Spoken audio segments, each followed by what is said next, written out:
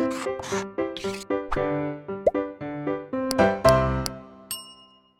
Students, कैसे हैं आप लोग। मैं अनुपम एक बार फिर से ब्लूप्रिंट डिजिटल चैनल के माध्यम से आप सभी का वेलकम करता हूं, स्वागत करता हूं और उम्मीद करता हूं कि आप सभी लोग स्वस्थ होंगे।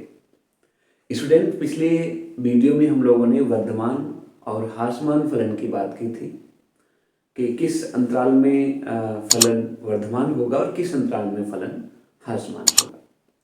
लेकिन आज हम लोग उस टॉपिक्स को फिनिश करने के बाद आज का जो हमारा नया टॉपिक है स्टूडेंट्स, वो है स्पर्श रेखाएं और अभिलंब। स्पर्श रेखा क्या है, अभिलंब क्या है, पहले हम इनको परिभाषित करेंगे, टेंजेंट्स एंड नॉर्मल, और फिर स्टूडेंट्स वक्र के किसी बिंदु पर स्पर्श रेखा की प्रवणता क्या होती है और कैसे ज्ञात करते हैं, हम उसके बारे में जानकारी लेंगे। और तीसरे नंबर पे आज का हमारा इंपॉर्टेंट टॉपिक है वक्र के किसी बिंदु पर स्पर्श रेखा का समीकरण। यहाँ पे कभी कभी अभिलंब का भी समीकरण पूछा जाएगा। अगर आपने स्पर्श रेखा का समीकरण अच्छे से क्लियर किया है तो अभिलंब की इस पर जो भी समीकरण है वो निकालने में आपको प्रॉब्लम नहीं आएगी। और साथ में सबसे इंपॉर्टेंट है महत्वपूर्ण प्रश्न व उदाहरण। हम इस टॉपिक से रिलेटेड जो भी इंपॉर्टेंट क्वेश्चंस हैं और एग्जाम्पल हैं जो कि बोर्ड के पॉइंट ऑफ व्यू से ज़्यादातर आपके आते रहते हैं बोर्ड में, उनकी भी बात आज ही हम लोग करने वाले हैं। लेकिन स्टूडेंट्स, मैं हमेशा की तरह आप सबसे रिक्वेस्ट करूंगा कि आप हमारे चैनल को सब्सक्राइब करिए और ब्लूप्रिंट डिजिटल के माध्यम से आगे भी आपको ऐसे ऐसे वीडियोज मिलती रहे, इसके लिए आपको चैनल सब्सक्राइब करना होगा, बेल आइकन का बटन हिट करिए और आगे वीडियोज देखते रहिए। तो चलिए स्टूडेंट्स, स्टार्ट करते हैं स्पर्श रेखाएं और अभिलंब। ओके, तो प्यारे बच्चों, चलिए आज हम लोग आज का पहला टॉपिक स्टार्ट करते हैं, स्पर्श रेखाएं तथा अभिलंब। ये कहते किसे हैं, वक्र की स्पर्श रेखा क्या है और वक्र का अभिलंब क्या है, हम लोग इसके बारे में जानकारी लेते हैं। स्टूडेंट, मान लीजिए यहाँ पर एक वक्र है, ये आप इसका कुछ भी इक्वेशन मान सकते हैं, y = f(x). ठीक है, ये आपका पैराबोला हो सकता है, आपका ये सर्कल मीन्स वृत्त हो सकता है, किसी भी तरह के वक्र में एक इसकी छेदक रेखा है PQ। राइट, छेदक रेखा वक्र को बिंदु P और Q पे काट रही है।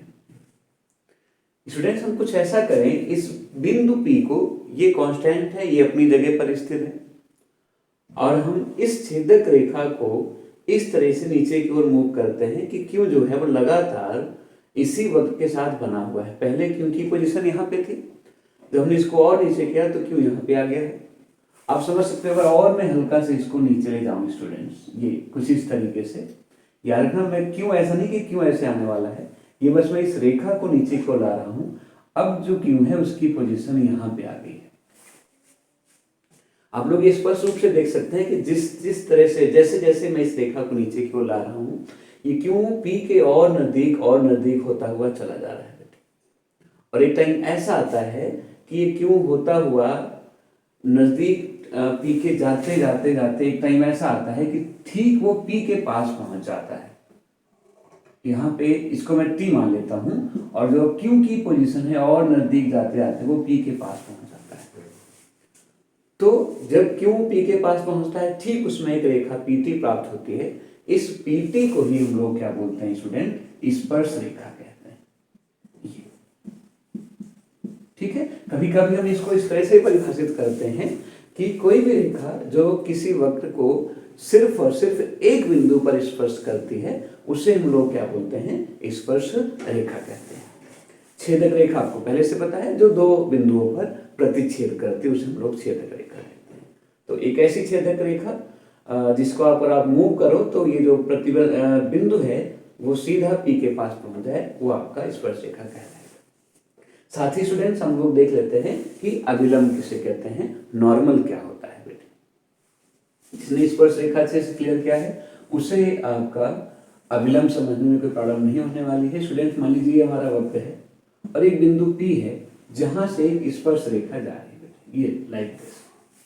ठीक है, ये P आप यहां समझ सकते हो, बिंदु P है। ओके, अब वो पहले मेरी बात अच्छे से समझना है, फिर मैं फिगर के थ्रू क्लियर करूंगा। स्टूडेंट, वो रेखा जो स्पर्श रेखा पर लंबवत हो मीन्स 90 डिग्री का कोण बना रही हो और स्पर्श रेखा तथा वक्र के कॉमन उभयनिष्ठ बिंदु से पास आउट होती हो, गुजरती हो, उसे हम लोग क्या बोलेंगे? अभिलंब बोलेंगे। सपोज यहाँ पे ए बी ये हमारे पास स्पर्श रेखा है और एक और रेखा है सी डी जो ए बी पे लंबवत है। पर याद रखना है अभी ये बिंदु पी से जा नहीं रही है, यहाँ से गुजर नहीं रही है, तो हम इसे अभिलंब नहीं बोलेंगे। एक और रेखा मैं ले लेता हूँ बेटे इस तरीके से पी क्यू। पी क्यू ने दोनों काम किया है बेटे, एक तो ये इस पे लंब है, दूसरा ये पी से गुजरती भी है, तो हम पी क्यू को क्या बोलेंगे स्टूडेंट? इससे हम लोग अभिलंब बोलेंगे। ये हमारा अभिलंब है। तो याद रखना वो रेखा जो स्पर्श रेखा पे लंबवत हो और स्पर्श रेखा तथा वक्र के कॉमन बिंदु से उभयनिष्ठ बिंदु से गुजरती हो, उसे हम लोग क्या बोलते हैं? अभिलंब कहते हैं। मैं उम्मीद करता हूं ये चीजें आपको क्लियर हुई होंगी स्टूडेंट्स। चलिए अब हम देखते हैं कि किसी बिंदु पर वक्र के किसी बिंदु से निकलने वाली, गुजरने वाली स्पर्श रेखा का समीकरण क्या होता है और अभिलंब का समीकरण क्या होता है, वो आपको अच्छे से ज्ञात करना है। चलिए तो प्यारे बच्चों, स्पर्श रेखाएं किसे कहते हैं, अभिलंब किसे कहते हैं, ये चीजें क्लियर करने के बाद हम लोग अभी स्टार्ट करने चले हैं वक्र के किसी बिंदु पर स्पर्श रेखा की प्रवणता। ठीक है, प्रवणता पहले हम देखते हैं कहते किसे हैं और फिर उसको हम निकालते कैसे हैं, वो दोनों चीजें हमें क्लियर करना है। स्टूडेंट मान लीजिए एक वक्र है मेरे पास y = fx और इस पर कोई बिंदु है P जिसका कोऑर्डिनेट है a, b। तो याद रखना है प्रवणता मीन स्लोप वही है जो आपने 11th क्लास में पढ़ा बेटे कि रेखा ने x एक्सिस के साथ जो भी एंगल बनाया हुआ है उसके टेंजेंट को हम लोग क्या बोलते हैं? उस रेखा की प्रवणता बोलते हैं। tan थीटा की वैल्यू मान लीजिए अगर ये एंगल जो है वो 45 डिग्री है और ये रेखा जो है आपकी वो AB है, तो AB की जो प्रवणता होगी ना वो होगी tan 45 मीन्स 1। लेकिन ये तो तब है जब हमें ये वाला कोण दिया हो। कभी कभी हमें कोण मालूम नहीं रहता है, फिर भी मुझे स्पर्श रेखा की प्रवणता ज्ञात करनी है। हाँ, उसके बारे में एक इंफॉर्मेशन है कि वो किसी कर्व को के किस बिंदु से पास आउट है। ठीक है, किस कर्व की स्पर्श रेखा है और वो स्पर्श बिंदु क्या है। तो ऐसे केस में वक्र y = fx के बिंदु a, b पर स्पर्श रेखा की प्रवणता होती है student ddx of y at a, b। Means आप पहले दिए गए समीकरण का अवकलन करेंगे और उस अवकलन समीकरण में फिर आप x और y के जगह पे a और b रखने से जो भी आपको वैल्यू प्राप्त होती है उसे दी गई रेखा की प्रवणता कहेंगे। मैं एक एग्जांपल के थ्रू आपको और स्पष्ट कर देता हूं। हमारे पास एक कर्व है, मान लीजिए y = 3x² + 8x - 9 और इस कर्व के किसी बिंदु पर 2 और 3 पर मान लीजिए हमारे पास बिंदु है, मैं स्पर्श रेखा की प्रवणता ज्ञात करना चाहता हूं। तो सबसे पहले स्टूडेंट हम लोग निकालेंगे ddx ऑफ y, वो हो जाएगा आपका 6x + 8 बिकॉज हमने अवकलन अच्छे से क्लियर कर लिया है। अब अगला स्टेप होता है student ddx of y at a, b। लेकिन a, b के मान के जगह पे हम लोग क्या रख सकते हैं 2, 3। तो आप यहाँ पे a कॉमन रख के हम लोग 2, 3 रखते हैं और ये देखना है आपको कि 6 तो रहेगा x के प्लेस पे 2 + 8। क्योंकि यहाँ पे y का कोई पद नहीं है तो इसलिए y को रखने की ऐसी कोई जरूरत भी नहीं है। बस ये हल कर लिया स्टूडेंट और ये आ गया हमारे पास 12 + 8 यानी कि आपका 20। तो बस ddx ऑफ y एट 2, 3 20 आ रहा है। तो स्पर्श रेखा की प्रवणता, स्पर्श रेखा की जो प्रवणता है स्टूडेंट वो क्या होने वाली है, वो आपकी 20 होने वाली है। ये ठीक है। साथ में स्टूडेंट चलिए हम लोग इसी के साथ देख लेते हैं कि अगर आपको अभिलंब की प्रवणता ज्ञात करनी है तो कैसे निकालते हैं। स्टूडेंट आप समझ सकते हो, मैं यहां से एक रेखा डाल देता हूं। मान लीजिए ये आपका PQ है, AB क्या था, वो आपकी स्पर्श रेखा थी। PQ जो है वो आपका अविलंब है। यहाँ पे इसकी प्रवणता ज्ञात करना है मुझे, किसकी, पी क्यू की, जो कि अविलंब है। स्टूडेंट ये आपने पिछली क्लास में सीखा होगा कि यदि दो रेखाएं आपस में लंबवत हैं तो उनकी प्रवणताओं का गुणनफल -1 होता है। अर्थात m1 एक रेखा की प्रवणता है, m2 दूसरे रेखा की प्रवणता है जो उस पर लंब है, तो निश्चित तौर पे m1 m2 क्या आता है स्टूडेंट, -1 आता है। ठीक है, ये बात हम सभी ने सीखा हुआ बेटा यहाँ पे। अब अभी जो हमने ज्ञात किया है, ये मान लीजिए यही हमारा कर्व था, y = 3x² + 8x - 9, और a और b को हम लोग क्या समझ लेते हैं, 2, 3। तो हमने 2, 3 पर स्पर्श रेखा की प्रवणता ज्ञात की। कितनी स्टूडेंट, 20। हमें अब ज्ञात क्या करना है, अविलंब PQ की प्रवणता। तो ठीक है, इसकी प्रवणता 20 है, इसकी प्रवणता हमने m2 मान ली। तो अगर मैं इस समीकरण की बात करूं, चूंकि ये पहले से स्पष्ट है, अविलंब वही होता है जो स्पर्श रेखा पर लंबवत होता है। ठीक है, तो m1 हमारे पास कितना आ गया है स्टूडेंट, 20, और m2 कितना आया है वो मुझे ज्ञात करना है, = -1। यहां से स्टूडेंट मुझे प्राप्त होता है m2 = -1/20।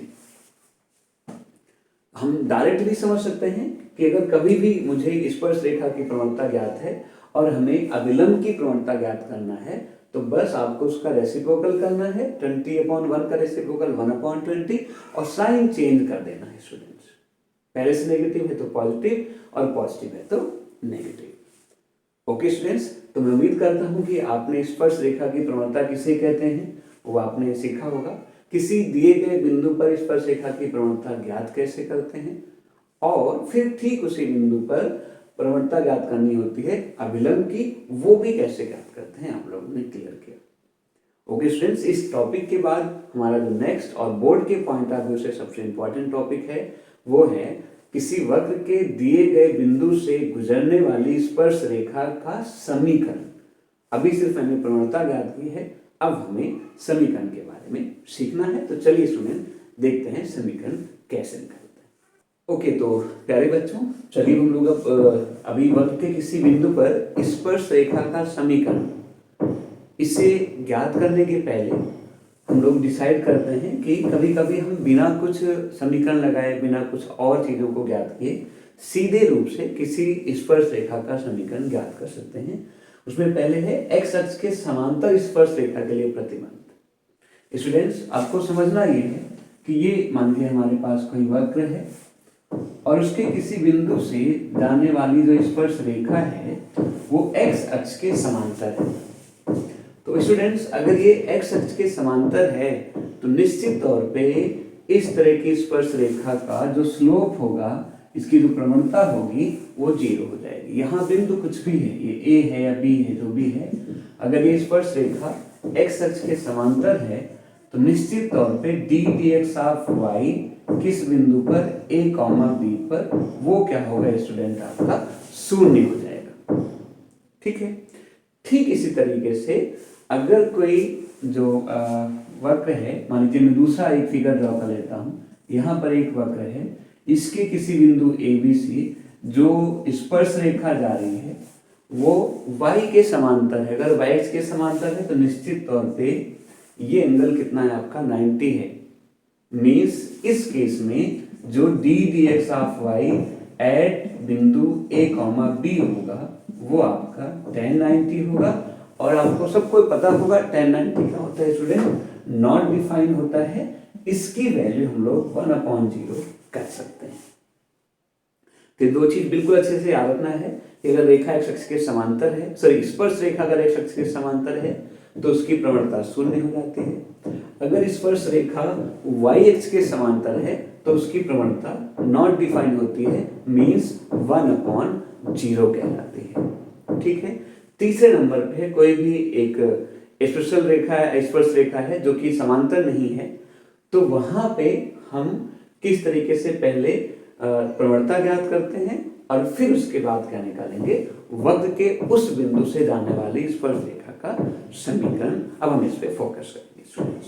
ओके स्टूडेंट्स, तो वक्र के किसी बिंदु पर स्पर्श रेखा की प्रवणता कैसे ज्ञात करते हैं, ये जानने समझने के बाद अब हमारा जो अगला टॉपिक है वो है वक्र के किसी बिंदु पर स्पर्श रेखा का समीकरण, equation of the tangent at any point on curve. ठीक है, वक्र के किसी भी बिंदु से जाने वाली स्पर्श रेखा का समीकरण कैसे ज्ञात करते हैं। तो स्टूडेंट्स, सबसे पहले हम प्रवणता को थोड़ा सा रिवाइज कर लेते हैं। या आप सबको मालूम है कि y equal to f x के बिंदु ए बी पर स्पर्श रेखा की प्रवणता क्या होगी, m equal to d d x of y at a comma b. आप पहले उस दिए गए वक्र का अवकलन करते हैं और उस अवकलन में x और y के प्लेस पे a और b की वैल्यू रखते हैं, वहां से जो मान आएगा वो आपकी प्रवणता हो जाएगी। और ये आपने 11th क्लास में सीखा, अगर कोई रेखा किसी एक दिए गए बिंदु से जा रही है और उसकी प्रवणता भी मालूम है तो आपको सूत्र याद होगा बेटे, बिंदु x1 y1 से जाने वाली रेखा का समीकरण, रेखा का समीकरण जिसकी प्रवणता m है, जिसकी प्रवणता m है,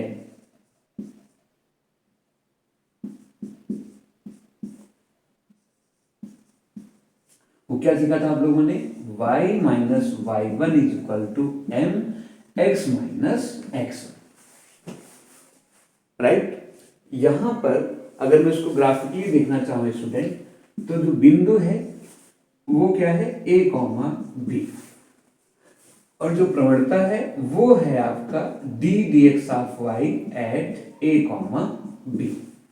तो इस लिहाज से इस स्पर्श रेखा का जो समीकरण होने वाला है स्टूडेंट, वो हो जाएगा आपका y माइनस वाई वन अर्थात ये आपका बेटे b is equal to m, m मतलब प्रवणता, वो आपने क्या निकाला, ये वाला step student, d d x of y at a comma b और इंटू x माइनस x1 का काम यहाँ पे कौन करेगा स्टूडेंट, ए।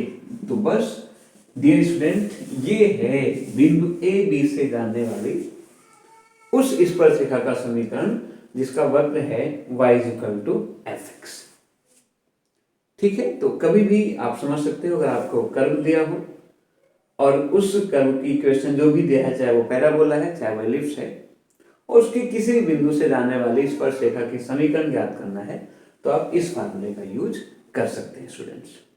चलिए, अब इसे समझने के बाद हम लोग थोड़ी सी बात कर लेते हैं, कुछ इसके एग्जाम्पल्स की बात करेंगे और साथ में हम इसके अविलंब का भी समीकरण ज्ञात कर सकते हैं। बिंदु वही रहेगा, बस यहाँ पे इसकी प्रवणता थोड़ी सी चेंज हो जाएगी।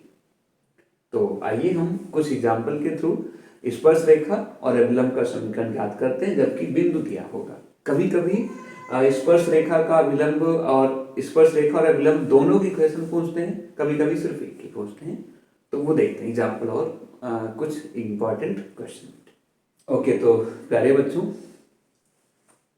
किसी भी वक्र के किसी बिंदु से जाने वाली स्पर्श रेखा का समीकरण कैसे ज्ञात करते हैं, ये सीखने के बाद कि सबसे पहले हम उसकी प्रवणता ज्ञात करते हैं, और प्रवणता मालूम है और दिया गया बिंदु मालूम है जहां से स्पर्श रेखा जा रही है, तो हम समीकरण आराम से ज्ञात कर सकते हैं।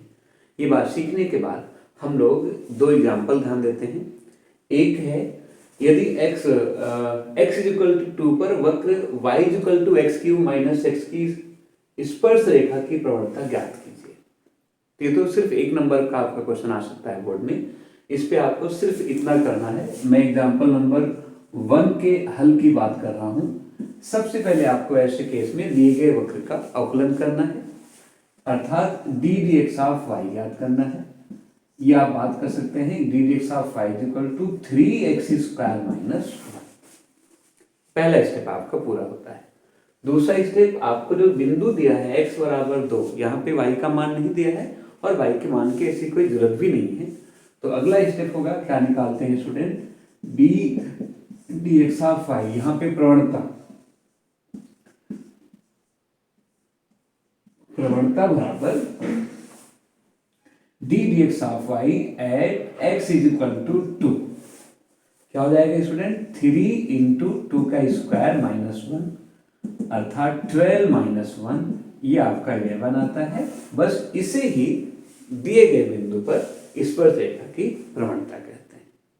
ठीक है, तो ये इतना मुश्किल नहीं था। हाँ, थोड़ा सा जो टेक्निकल है वो ये है, कभी कभी आपको स्पर्शरेखा की प्रवणता दे रखी होगी और आपको बिंदु ज्ञात करना होगा जहां से वो स्पर्शरेखा जा रही होती है, वो आपको एक बार समझना है। मैं अभी अब बात करने जा रहा हूँ बेटे एग्जाम्पल नंबर 2 के हल की, ये हम कैसे करने जा रहे हैं।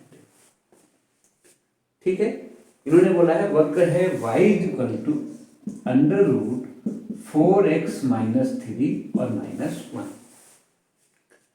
ठीक है, बिंदु ज्ञात करना है जबकि स्पर्शरेखा की प्रवणता 2/3 है। हम लोग इसमें पहले स्पर्शरेखा की प्रवणता अपने हिसाब से ज्ञात करते हैं स्टूडेंट। ठीक है, मैं अगर इसकी स्पर्शरेखा की प्रवणता निकालना चाहूंगा तो मैं d d x of y ज्ञात करूंगा। देखते हैं d d x of y कैसे निकालेंगे। ये चैन रूल आप समझ सकते हो बेटे, रूट एक्स का होता है 1/2 अंडर रूट 4x माइनस 3, और फिर अब आप लोग 4x माइनस 3 का भी डेरिवेटिव करोगे, वो हो जाएगा स्टूडेंट आपका सिर्फ 4 माइनस 1 का क्या हो गया 0, 2 2 जा 4, राइट। तो इस हिसाब से जो प्रवणता होने जा रही है स्टूडेंट, वो क्या होने जा रही है 2/4x माइनस 3, राइट। लेकिन बुक में क्या बोला गया है कि इस वक्र के जो भी हमारा रिक्वायर्ड बिंदु है उस पे इस रेखा की प्रवणता कितनी रखी है 2/3, तो मीन्स ये जो मान है वो 2/3 के इक्वल होना चाहिए। तो बस यहां पे आपको लिखना है प्रश्नानुसार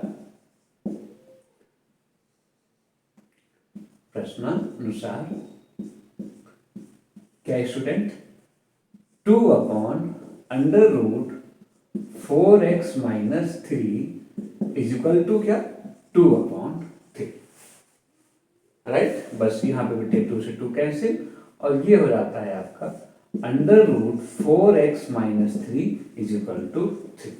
तो आप समझ सकते हो यहाँ से स्क्वायरिंग ऑन बोथ डिसाइड करते हैं स्टूडेंट, उसके अकॉर्डिंग क्या आएगा 4x minus 3 is equal to 9, 4x is equal to 12, means student x is equal to 3, right. अब ये तो स्पष्ट हो गया कि उस बिंदु पर x का मान क्या है 3 है, लेकिन अभी आपको y का मान भी ज्ञात करना है, तो उसके लिए आपको सीधा ये जो मेन आपका वक्र है इसमें आना है। आप लिखोगे x बराबर 3, ये कुछ मान लेते हैं समीकरण 1 ऐसा कुछ, तो x बराबर 3 समीकरण 1 में रखने पर स्टूडेंट ये देख लो आप क्या आएगा इस तरह से, अब आएगा y is equal to under root 4 into 3 minus 1, ये सॉरी माइनस 3, एक 3 x का मान है और एक 3 जो पहले से यहाँ पे माइनस 3 दिया है स्टूडेंट। बस ये हो जाता है आपका स्टूडेंट 12 माइनस 3 यानी कि आपका 9 माइनस 1, √9 होता है स्टूडेंट 3 माइनस 1 अर्थात 2। तो बस स्टूडेंट जो x का मान है वो कितना आया 3 और y का मान कितना है आपका 2, तो जो मेरा रिक्वायर्ड बिंदु है वो निश्चित तौर पे क्या होगा 3, 2 होगा। ओके स्टूडेंट्स, तो ये आज की बात यहाँ तक। अभी और भी एक्सरसाइज के क्वेश्चंस करने हैं, ये तो हमने सिर्फ एग्जांपल किए हैं। अब आप जब एक्सरसाइज के क्वेश्चंस करेंगे तो और भी अलग अलग टाइप के क्वेश्चंस आएंगे और कुछ उसमें एग्जांपल हैं वो आपको खुद करने हैं।